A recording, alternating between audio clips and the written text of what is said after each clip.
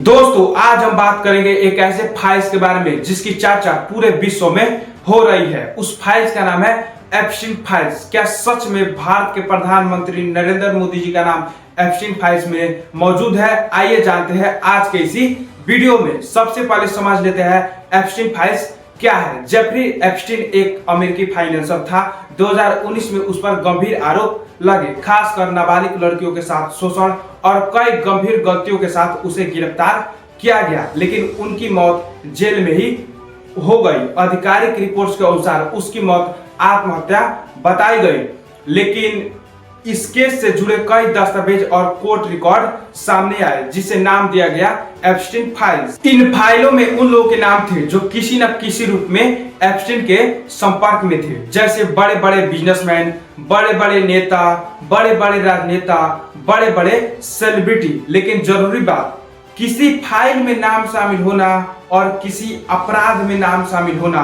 दोनों अलग बात है।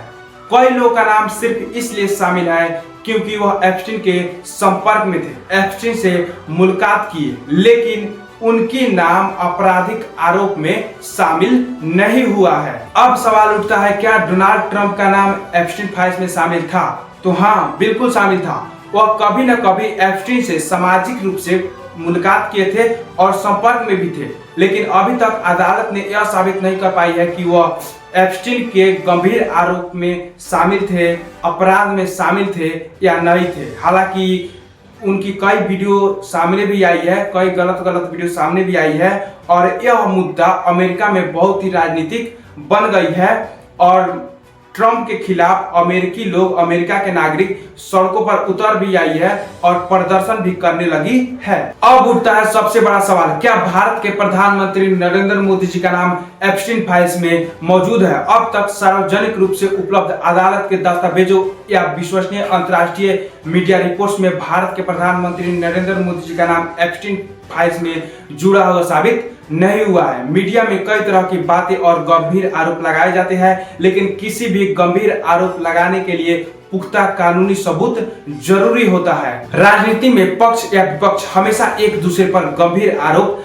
लगाते रहते हैं। किसी के कहने पर किसी का नाम एप्स्टीन फाइल्स में मौजूद है, इसका अंदाजा नहीं लगाया जा सकता है। इस दावे की पुष्टि आधिकारिक दस्तावेजों से होनी चाहिए। अब तक ऐसा कोई आधिकारिक दस्तावेज सामने नहीं आया है कि भारत के प्रधानमंत्री नरेंद्र मोदी जी का नाम एप्स्टीन फाइल्स में अपराध के रूप में मौजूद है। अब बहुत से लोग यह भी आरोप लगा रहे हैं कि यदि भारत के प्रधानमंत्री नरेंद्र मोदी जी का नाम एप्स्टीन फाइल्स में मौजूद नहीं है, तो क्यों रूस से सस्ती दामों में तेल न खरीदकर अमेरिका से महंगी दामों में तेल खरीद रहे हैं? और ऐसी कौन सी बात है कि अमेरिका का टैरिफ भारत पर घटकर 18% हो गया और भारत का टैरिफ अमेरिका पर मात्र 0% हो गया और रातों रात भारत अमेरिका से डील भी कर ली? देखो, भारत की विदेश नीति कई कारणों से तय होती है।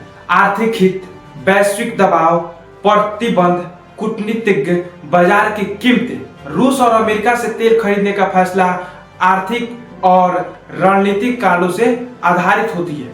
किसी आपराधिक फाइल के डर से विदेश नीति बदली जा रही है, इस तरह के कोई ठोस प्रमाण होना चाहिए। अभी तक कोई सार्वजनिक प्रमाण सामने नहीं आया है। अब सच्चाई जान लो, एप्स्टीन एक अपराधी था, उस पर गंभीर आरोप थे, कई बड़े नाम इसके संपर्क में थे, लेकिन सभी अपराधी नहीं थे। दस्तावेजों में नाम होना और इसके लिए अपराध होना, दोनों में फर्क होता है। मोदी जी का नाम एप्स्टीन अपराध में शामिल नहीं है।